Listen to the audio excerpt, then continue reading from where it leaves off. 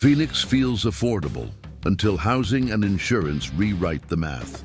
If you're thinking about moving to the valley or buying a rental, stick with me.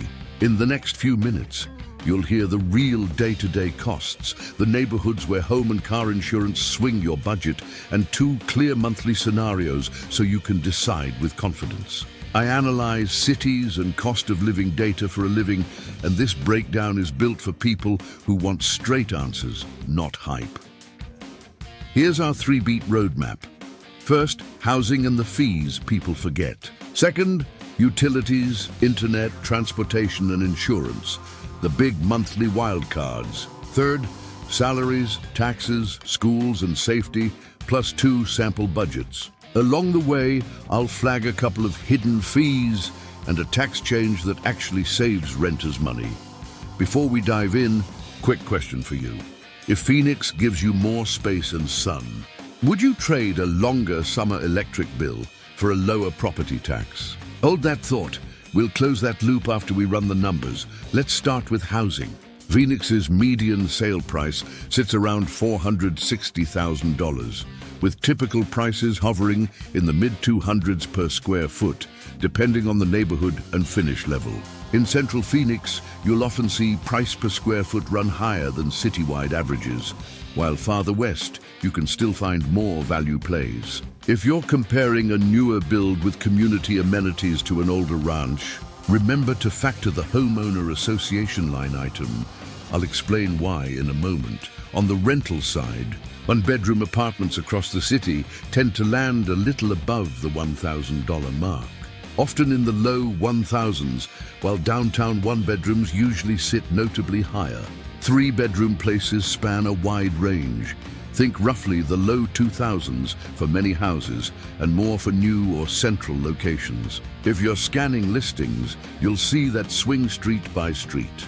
The point is to budget with a cushion rather than anchoring to the single cheapest ad you find. One renter-friendly win: Arizona banned city rental taxes, which used to add roughly a couple of percent on top of your monthly rent. That change means renters now keep a bit more money in their pocket each month. It won't make Phoenix cheap, but it does dial back the total buying. Phoenix's property tax burden is relatively gentle compared with many large metros, roughly around 0.5% effective, depending on specific location and assessments. That lighter annual line can partially offset a higher purchase price or homeowner association dues when you do the rent versus buy math. Speaking of associations, typical dues for single-family communities often live somewhere from dozens of dollars to around $100+ per month, while condo and townhome dues commonly run in the low hundreds up into the mid-hundreds, depending on amenities and reserves. Always ask for the latest budget and reserve study. Dues that look low today can jump tomorrow if the roof fund is thin.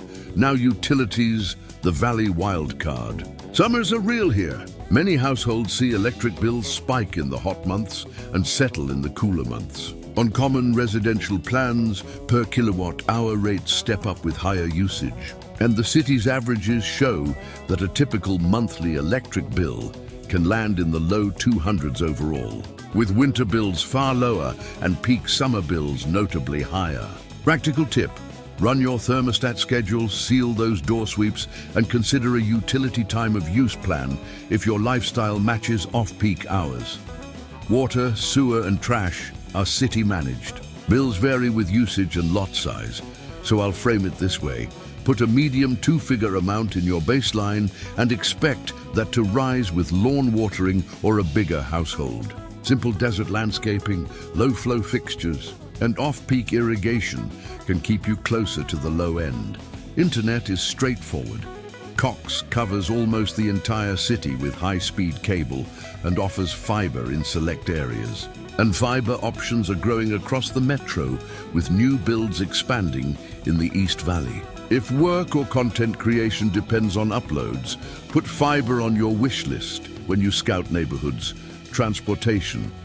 The average one-way commute in Maricopa County lives in the mid-20s in minutes. Light rail and bus operate with fare capping, meaning you only pay up to a daily or monthly max. For most riders, a local monthly max sits in the mid-$60s. If you drive into downtown, monthly garage rates range widely, from under $100 in some facilities to near $200 at prime locations, and you can do better with off-core options. Quick gut check. Is saving on parking worth the extra 10 minutes on foot in the summer? Only you can answer that one. Let's talk insurance. The line item that quietly makes or breaks Phoenix budgets, auto insurance first. Citywide averages for full coverage often land in the low 100s per month, but they swing by zip code, driving record, vehicle and credit tier. Downtown cores, high claim corridors and younger drivers can see meaningfully higher quotes. If you're relocating, run quotes on your actual new address, not just the city name. Neighborhoods matter. Pair that with safe driver telematics or multi-policy discounts to claw back dollars. Home coverage next. Across Arizona, homeowners' premiums have trended higher the past couple of years. In many Phoenix zip codes, you'll commonly see annual premiums in the low 2000s to approaching the $3,000 range for average coverage. With condo master policies shifting part of that cost into HOA dues, while unit owners carry a smaller walls-in policy. Budget carefully if you're buying in a community with pools, playgrounds, or older roofs. Those features can nudge your policy. What about special risks? Phoenix isn't a coastal or hurricane market, and most in-city addresses sit outside high-risk flood zones, though monsoon season can bring localized flooding. Wildfire risk grows on the urban edge and in neighboring foothills. That usually means no separate flood policy for many in-city homes and limited wildfire surcharges compared with forested markets. But verify your exact parcel before you bind coverage. Think of insurance here as mostly about roof age, water claims, construction type, and your personal history, jobs, salaries, and taxes. The Phoenix Metro has a diverse economy across healthcare, manufacturing, semiconductors, finance, logistics, and software. Average hourly pay across the region sits in the low 30s, and well-paid roles, from software developers to registered nurses to operations managers, regularly post six-figure or near six-figure annual totals with experience. On take-home pay, Arizona runs a simple flat state income tax of roughly 2.5%, and Phoenix does not add a city income tax on top of that.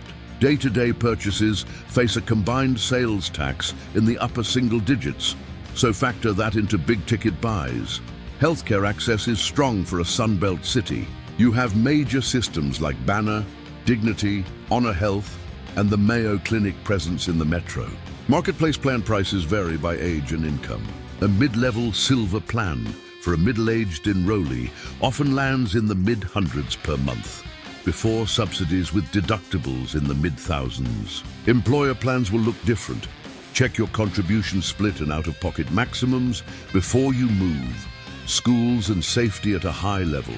Phoenix has a mix of traditional districts and a well-known charter ecosystem, including academically focused options that families actively seek out. Safety varies by neighborhood and corridor, like every large U.S. city. If you're moving with kids or planning nightly commutes, it's smart to compare school choices and review recent crime maps block by block as part of your home search. Now, 2 quick budget pictures using realistic, not perfect, assumptions, because decisions happen in real life, not spreadsheets. Scenario 1, a solo renter. Picture a 1-bedroom in a central but not luxury building at roughly $1,200. Blend your electricity across seasons at around $180 per month. Add a medium water, sewer and trash bill, say around $70, plus internet at about $65. Renter's insurance, $15. Full coverage car insurance at a city average of roughly $136, gas at $150, and groceries at $400. That lands near $2,216 a month before entertainment, dining out, and savings. Does that feel doable for you on your current salary? Where would you trim? Parking, internet tier, or dining? Scenario 2, a family of 3 renting a 3-bedroom. Assume rent near $2,200. Electricity averaged through the year at about $240. Water, sewer, and trash at $100. Internet at $75. Renter's insurance at $25. Driver auto insurance around $275 total. Gas at $200 and groceries at $900. You're sitting near $4,015 monthly before childcare, healthcare premiums, or student loans. If you add a mid-level health plan or daycare, that number moves quickly, so run your exact inputs. Investors, a quick note for you. If you take a typical citywide rent in the high 1,000s and a median purchase price in the mid-400s, your crude gross yield pushes into the mid-single digits before all expenses. After property taxes, insurance, HOA, maintenance, and vacancy, the net picture depends heavily on the specific submarket and the age of the property. Translation: the buy box still exists, but underwriting discipline matters more than ever.